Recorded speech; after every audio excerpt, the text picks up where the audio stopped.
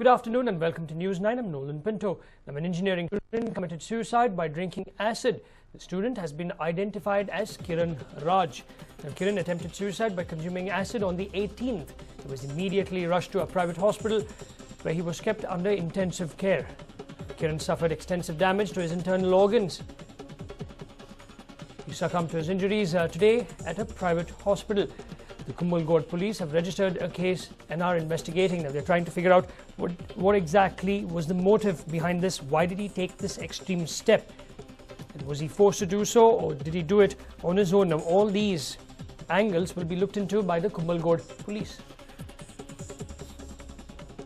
With a young life cut short, no one knows why Kiran Raj took this extreme step. He's an engineering student. He committed suicide by drinking acid. He did this on the 18th of this month. He was then immediately rushed to a private hospital where he was kept under intensive care. But due to the extensive damages that he suffered to his internal organs, he breathed his last today at the private hospital.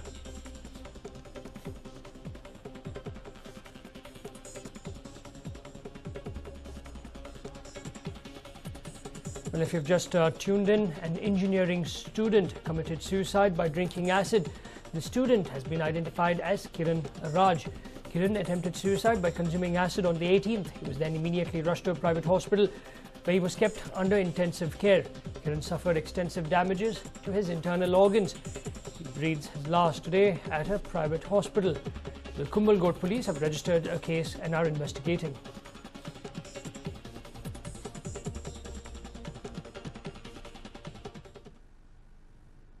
Now, the elections for 4 Legislative Council seats are currently underway. The elections are underway for Bengaluru Teachers Constituency, North East Teachers Constituency, West Graduates Constituency and South East Graduates Constituency. Well, these are the visuals coming in from Dharwad of polling underway. Polling booth agents sitting over there. Now, over 2.61 lakh voters are expected to exercise their franchise. The polling will end at 4 this evening. There you can see the inked fingers of these people. We showed you in Dharwad what's happening. These are the visuals coming in from Bellary. Now, 4 council seats are going to the polls today. Polling started in the morning. It will go up to 4 this evening. Now, 387 polling booths have been set up for this purpose.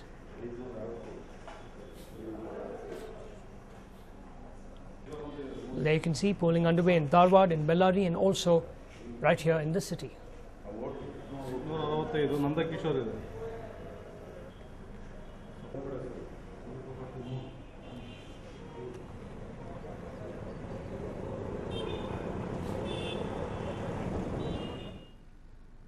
Now, a case of violation has been reported from Hubli, where the polling was underway. PSI B.K. Patil has taken in his custody JDS's workers' laptops and hard disks for allegedly flouting the norms. Now, meanwhile, JDS leader Baswaraj Horati has accused PSI of double standards. He has accused the BJP of violating the poll code of conduct, while the PSI has turned a blind eye to the incident. In fact, it's a rule that you're not supposed to keep posters or any such poll material or campaign material on the day of polls. But in this case, the senior JDS leader said that in spite of what's happening here, no action has been taken by the PSI. Basically, has just turned a blind eye to what the BJP is doing. In fact, let's now listen to what the senior JDS leader had to say about this.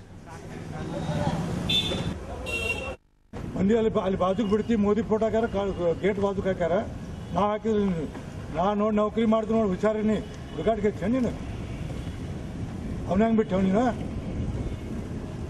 ನೀ ಅದು ನಮ್ಮ ಪರ ಮಾಡಬೇಡ ನೀನು ಕಾಯ್ದೆ ಪ್ರಕಾರ ಮಾಡ ನೀ ಅಲ್ಲಿ ಕಾನ್ವೆಂಟ್ ಬಾಜುಕ್ ಮೋದಿ ಫೋಟೋ ಹಾಕ್ಯಾರ ಬೇಡ ಅದನ್ನ ಬಿಟ್ಟು ನೀನು ಏನು ಲ್ಯಾಪ್ಟಾಪ್ ಯೂಸ್ ಮಾಡ್ಬಾರ್ದು ಎಲ್ಲೈತಿ ಹೊರಗಡೆ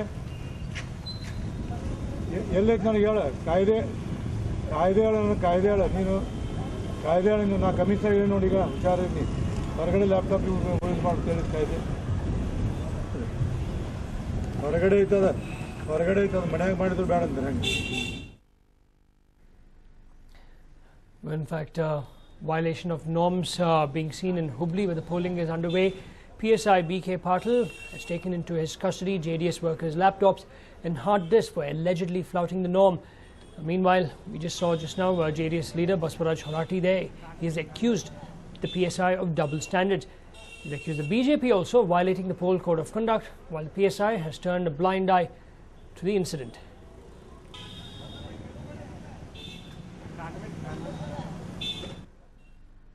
Now, after 4-year-old Akshata died in the Borewell tragedy, the BJP has come out in the open to question the incompetence of the district administration. Former Chief Minister Yediyurappa and former Deputy Chief Minister K.S. Ishwarappa have directed the concerned officials to close all the borewell and open pits.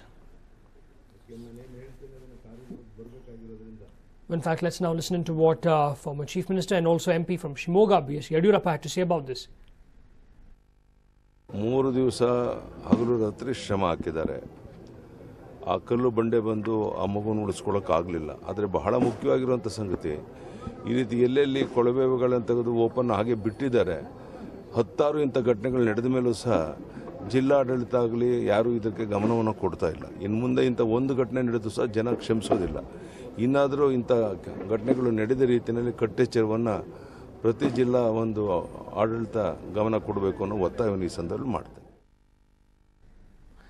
In fact, former Chief Minister and now MP from Shimoga, B.S. Yediyurappa, stating that many such incidents have taken place in the past, and hopefully this time if the government takes action, if they do not take action, then the people will give them a befitting response.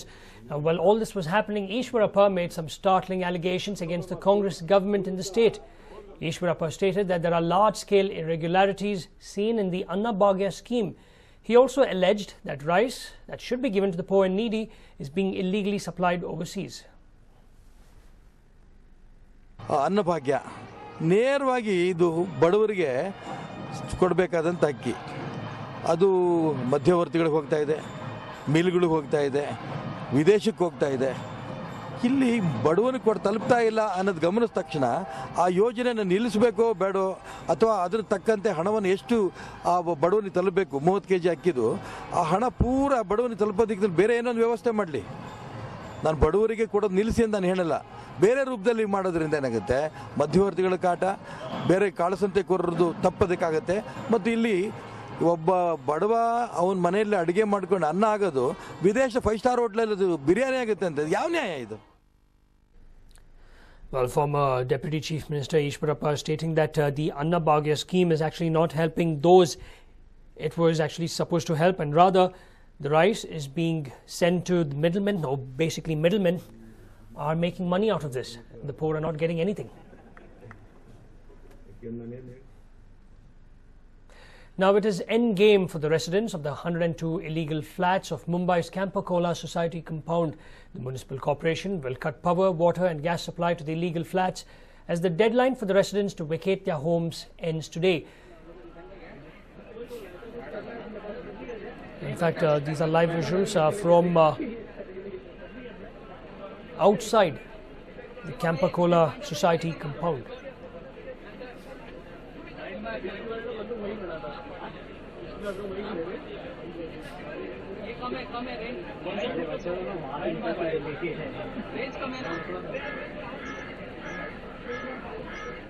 In fact, the officials have actually come over there. The Municipal Corporation of Greater Mumbai, or MCGM officials, who will actually go ahead with the work of demolishing the illegal flats. But as of now, you can see there's a standoff over there. The gates have been shut.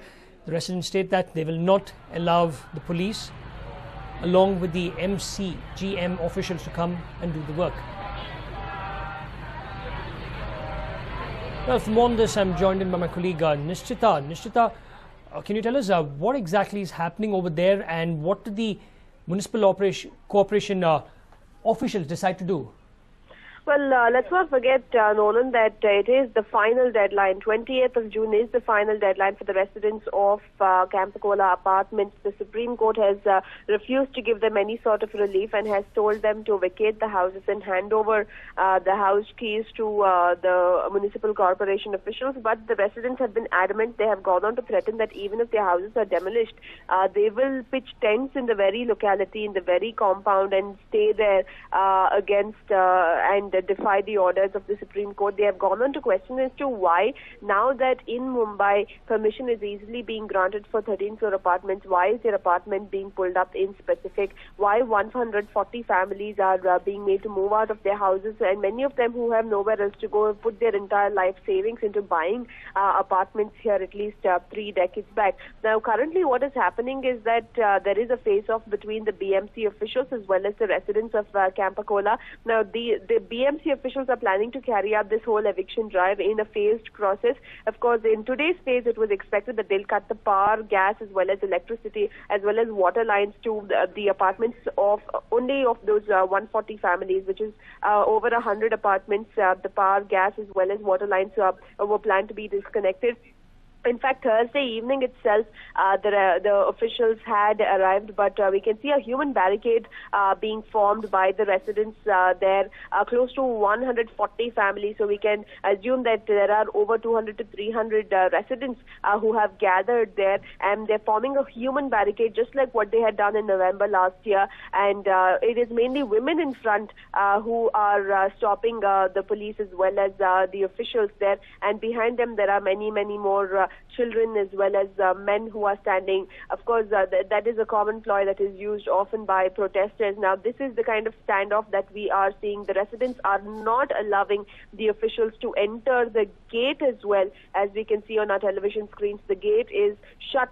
And the residents have gone on to threaten that they have nowhere else to go, and they do not mean to defy the Supreme Court orders, but they have nowhere else to go, and hence there is no question of them handing over their apartment keys to the officials. Now, the BJP too has gotten involved this year. The Maharashtra BJP has gone on to question why the state government is not intervening in the matter, and why Campacola is specifically being pulled up. Now, it is a long-standing problem. Since 2005, the residents have been fighting it out to secure their apartments. But on the other hand, Campacola is one of those apartments that has made a lot of noise, and now the BJP is questioning why this apartment is being targeted in specific. But at the end of the day, it's a court order. Time and again, the residents have reached the court. They have gotten several extensions, but this time around in June this year, just a few days back, the court has refused to listen to the pleas of the residents and has instead gone on to order them to hand over their keys. So the BMC officials have, of course, come with the court order, and the BMC officials have very, very clearly stated that they will not be using force this time. They will use it. They will carry out the entire operations very peacefully, of course, in a phased manner. In the first phase, as I mentioned before, they will cut off the power, gas, as well as water lines. In the second phase, the internal walls of these apartments will be brought down, and in the third phase, the balconies will be brought down. And they have to carry it all out in a phased manner, because they should ensure that the legal apartments inside this compound are not harmed in any manner, Nolan. So the BMC officials have a plan in mind, but at the same time, they're facing stiff resistance from the residents there. As we can see, they're holding up banners, sitting on top of their cars, holding onto the gates tightly to ensure that it is not opened under any circumstances. And at the same time now, if the residents use force by any chance, then the BMC officials have stated that they will not be using counter force. Instead, they will be recording the entire proceedings, and then they will produce this video footage to the Supreme Court, and then the Supreme Court will take a decision on the matter. Also, a puja, a homa of sorts is being conducted by the residents there. They are even turning to divine, they're even seeking divine intervention to save their homes. This has been a long-standing demand of the residents here, but of course it has gone through numerous checks. It has gone through court numerous times, but there is no relief for them now, Nolan.